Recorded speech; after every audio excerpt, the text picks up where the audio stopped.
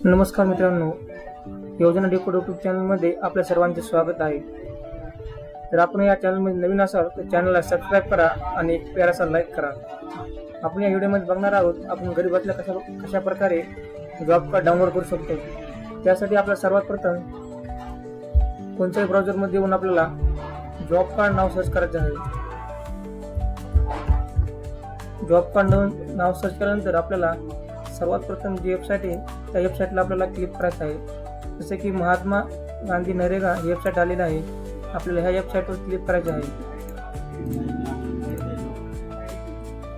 त्यानंतर आपल्याला आपला जिल्हा निवडून घ्यायचा आहे. जसे की आमचा बीड जिल्हा आहे, तर बीड जिल्ह्यामध्ये आम्ही बीड जिल्हा निवडून घेत आहोत.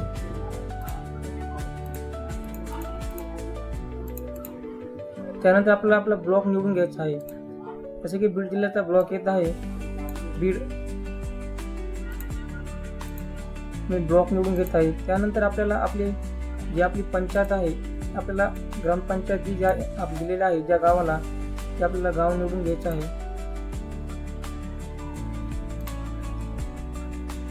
सर्वात प्रथम आमचं गाव निवडून घेतो. आमचं गाव माळज जवळ आहे, तर माळज जवळ सर्वप्रथम मी माळज जवळ निवडून घेतो. त्यानंतर आपल्याला जॉब कार्ड काढण्यासाठी आपला 4 नंबर पर्याय रजिस्ट्रेशन ॲप्लिकेशन रजिस्टर या पर्यायावर आपल्याला क्लिक करायचे आहे.